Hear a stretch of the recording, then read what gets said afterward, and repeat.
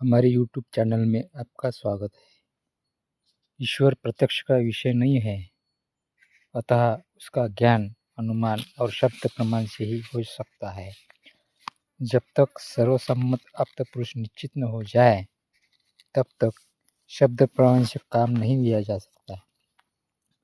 विभिन्न संप्रदायों में जो लोग आप्त माने गए हैं, उनका ईश्वर के संबंध में एक मत नहीं है। जो लोग ईश्वर के अस्तित्व को स्वीकार नहीं करते, उनमें कपिल, जैमिनी, बुद्ध और महावीर जैसे प्रतिष्ठित आचार्य है। अतः हमको शब्द प्रमाण का सहारा छोड़ना पड़ेगा। अब केवल अनुमान रह गया।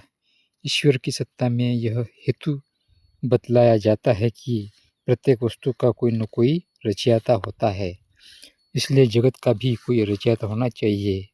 इस अनुमान में कई दोष हैं।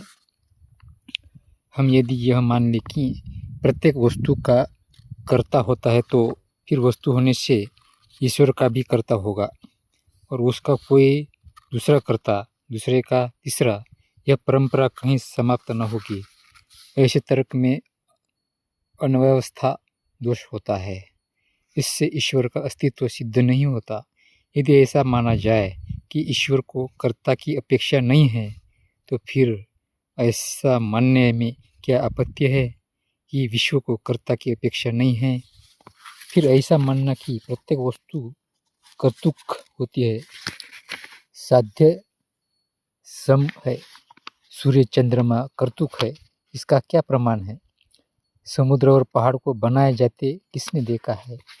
जब तक यह सिद्ध न हो जाए कि प्रत्येक वस्तु का कर्ता होता है, तब तक जगत का कोई कर्ता है ऐसा सिद्ध नहीं होता। इस तर्क पर आपत्ति की जाती है कि ऊपर प्रयोग किया हुआ वस्तु शब्द वहीं लागू होता है जहाँ संगठन होता है। कई अवयवों के मिलने से जहाँ अवयव बनता है, वही उपयोग का प्रश्न उठता है और कर्ता की खोज होती है, क्योंकि आवश्यकता की पूर्ति करना ही उपयोगी चीज का लक्षण है। ईंट, चूना, गारा आदि का योग घर है। घर कार्य विशेष के लिए है।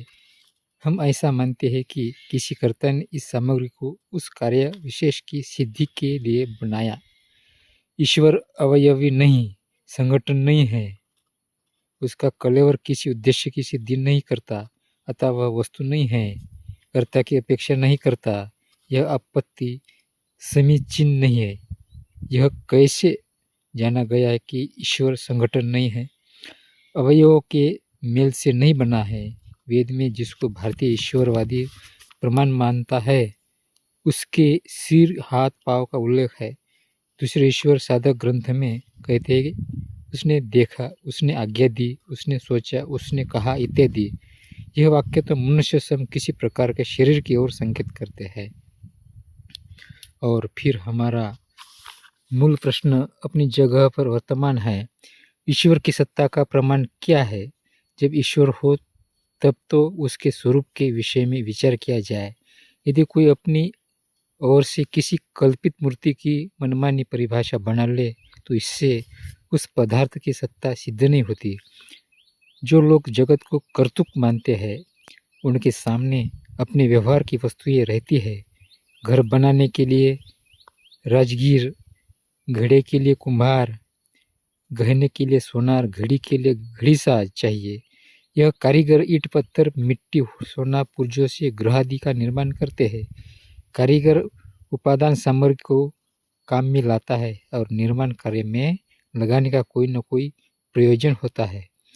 वह प्रयोजन यदि हमको पहले से न भी ज्ञात हो, तो निर्मित वस्तु को देखने से समझ में आ सकता है।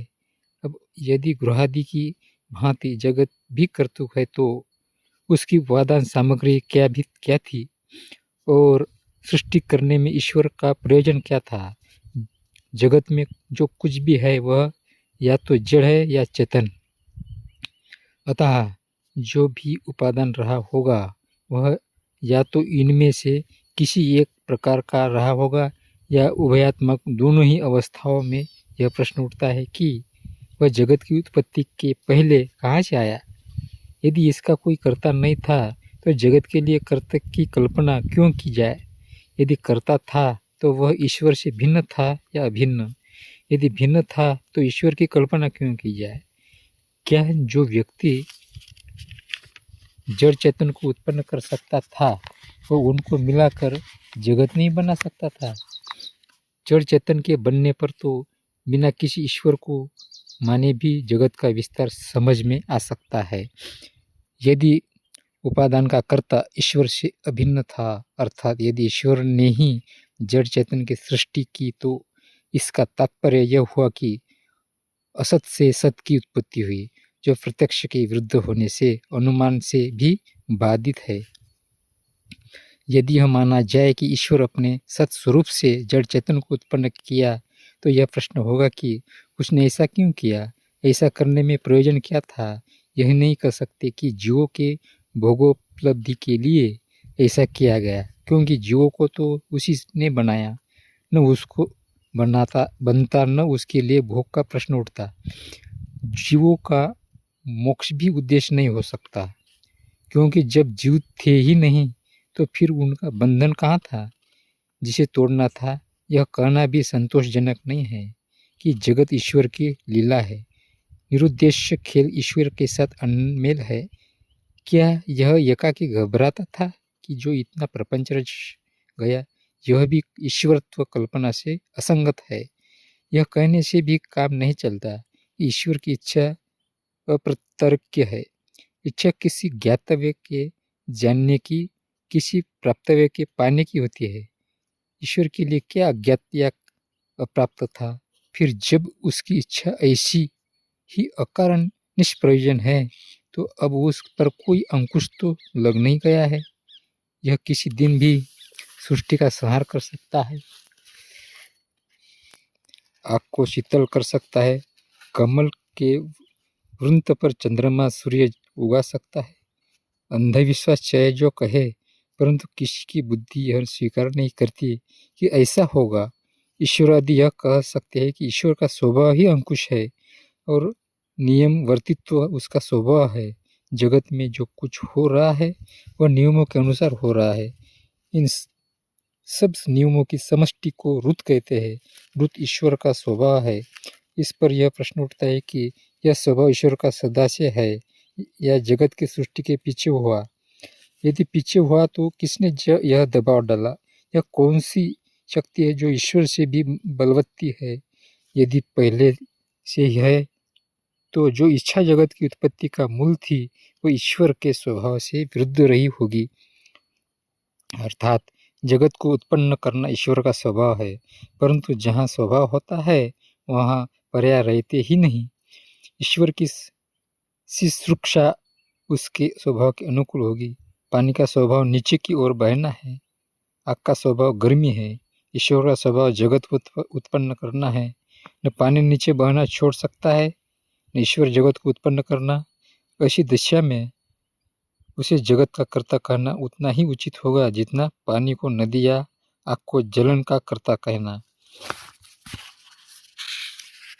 कर्तृत्व का उपदेश वहीं हो सकता है जहाँ संकल्प की स्वतंत्रता हो।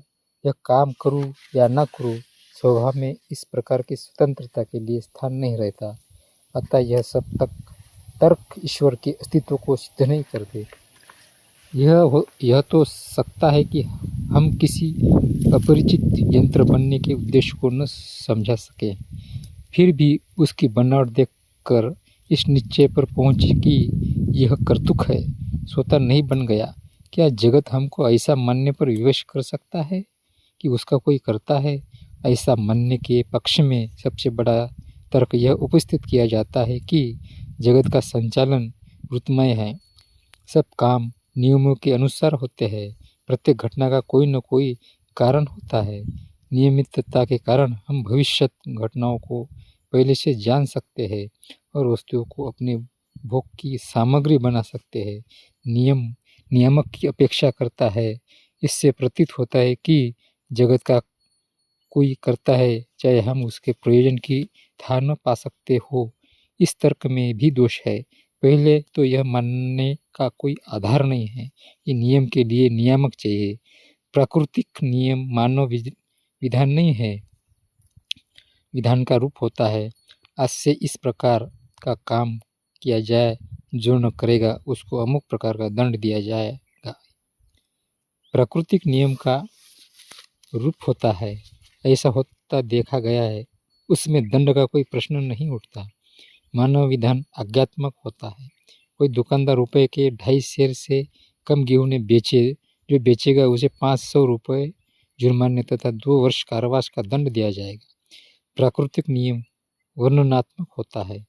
धन विद्युत और ऋण विद्युत एक दूसरी को आकृष्ट करती है। ऐसी दशा में प्राकृतिक नियमों को देखकर नियामक का अनुमान नहीं किया जा सकता। अतः जगत का दृश्य रूप हमको ईश्वर की सत्ता मानने को बाध्य नहीं करता। कुछ लोग ईश्वर को जगत का स्रष्टा न मानकर आरंभक मानते हैं। उनका ऐसा विश्वास है कि जगत की रचना की जो जड़ चेतनात्मक उपादान सामग्री थी, उसको ईश्वर ने बनाया नहीं, परंतु ईश्वर के सानिध्य से सामग्री का उस रूप में संविवन हो गया, जिसको जगत कहते हैं। चुंबक के सानिध्य मात्र से लोहे के टुकड़े अपने को विशेष प्रकार से विन्यास्त कर लेते हैं। यह विन्यास लोहे का स्वभाव होगा, अन्यथा चुंबक सोने या चांदी या लकड़ी को भी वैसे ही विन्यस्त कर लेता। लोहे का स्वभाव किन्हीं बाधाओं से अभिभूत था, चुंबक उन्हें हटा देता है। यह सोचना चाहिए कि जगत के आरंभ में वह कौन से अवरोध थे जिन्हें ईश्वर ने हटाया। ऐसी कोई बात समझ में नहीं आती। लोहा अकेला नहीं है, जगत में और पदार्थ भी है, इनमें से कोई उसका अवरोधक हो जाए तो कोई आश्चर्य नहीं है। पानी का स्वभाव नीचे बहना है, उसके अतिरिक्त दूसरे भौतिक पदार्थ उसकी गति को कभी कभी रोक देते हैं। वह स्वयं अपना अवरोधक नहीं होता। जगत की मूल सामग्री के सिवाय तो और कुछ था नहीं, फिर वह अपने स्वभाव के अनुसार क्यों संविहीन न हो सकी, जो ईश्वर की आवश्यकता पड़ी। इस प्रकार यह भाग यहाँ समाप्त हो जाता है।